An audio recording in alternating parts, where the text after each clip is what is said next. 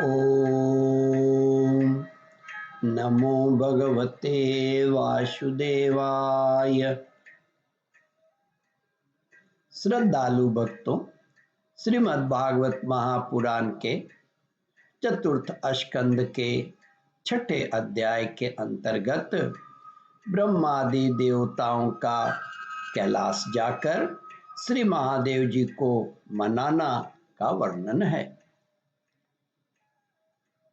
इसके पूर्व जहां तक आप कथा श्रवण कर चुके हैं उसके आगे का प्रस्तुतिकरण करता हूं। श्री ब्रह्मा जी ने कहा, देव, मैं जानता हूं आप संपूर्ण जगत के स्वामी हैं, क्योंकि विश्व की योनि शक्ति, प्रकृति और उसके बीज शिव पुरुष से परे जो एक रस पर ब्रह्म है वह आप ही हैं। भगवान, आप मकड़ी के समान ही अपने स्वरूपभूत शिव शक्ति के रूप में क्रीड़ा करते हुए लीला से ही संसार की रचना, पालन और संहार करते हैं। आपने ही धर्म और अर्थ की प्राप्ति कराने वाले वेद की रक्षा के लिए दक्ष को निमित्त बनाकर यज्ञ को प्रकट किया है। आपकी ही बांधी हुई ये वर्णाश्रम की मर्यादा है, जिनका नियम श्रेष्ठ ब्राह्मण श्रद्धापूर्वक पालन करते हैं।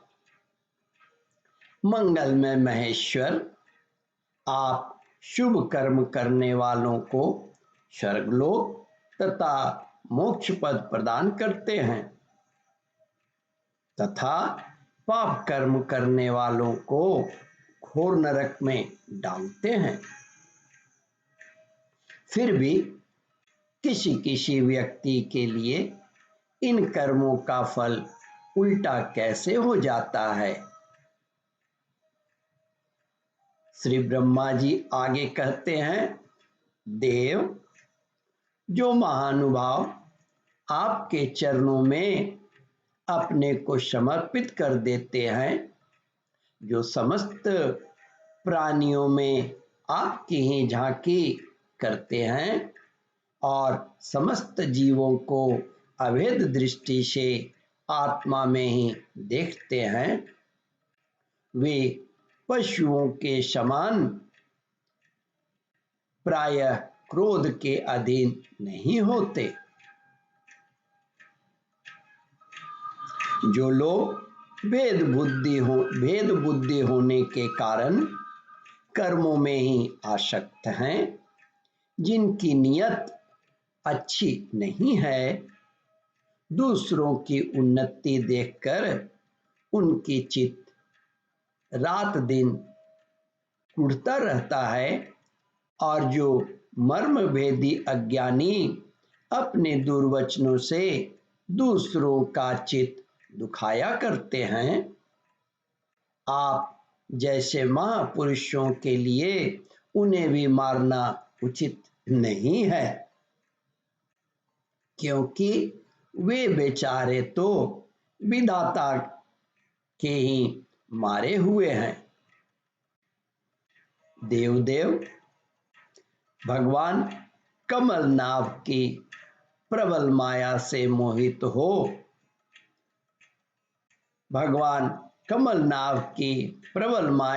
मोहित हो जाने के कारण यदि किसी पुरुष की कभी किसी स्थान में भेद बुद्धि होती है, तो भी साधु पुरुष अपने पर दुख कातर स्वभाव के कारण उस पर कृपा ही करते हैं। देववश जो कुछ हो जाता है वे उसे रोकने का प्रयत्न नहीं करते। श्री ब्रह्मा जी कहते हैं, प्रभु, आप सर्वज्ञ हैं।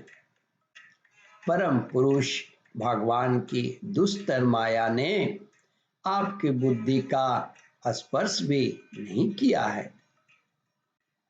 अतः जिनका चित्त उसके वशीभूत होकर कर्म मार्ग में आसक्त हो रहा है, उनके द्वारा अपराध बन जाए तो भी उन पर आपको कृपा ही करनी चाहिए। भगवान, आप सबके मूल हैं।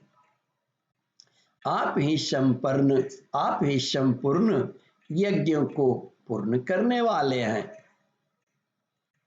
यज्ञ भाग पाने का भी आपको पूरा अधिकार है। फिर भी इस दक्ष यज्ञ के बुद्धिहीन याजकों ने आपको यज्ञ भाग नहीं दिया। इसी से यह आपके द्वारा विध्वंस हुआ। अब आप इस अपूर्ण यज्ञ का पुनरुद्धार करने की कृपा करें। प्रभो, ऐसा कीजिए जिससे यजमान दक्ष फिर जी उठे, देवताओं को नेत्र मिल जाए, भृगु जी के दाढ़ी मूछ आ जाए और उषा के पहले के ही समान दांत निकल आए। रुद्रदेव अस्त्र शस्त्र और पत्थरों की बौछार से जिन देवता और ऋत्विजों के अंग प्रत्यंग घायल हो गए हैं, उनकी आपकी कृपा से फिर ठीक हो जाए। यज्ञ संपूर्ण होने पर जो कुछ शेष रहे वह सब आपका भाग होगा। यज्ञ विध्वंसक, आज यह यज्ञ आपके ही भाग से पूर्ण हो। ओम परमात्मने नमः।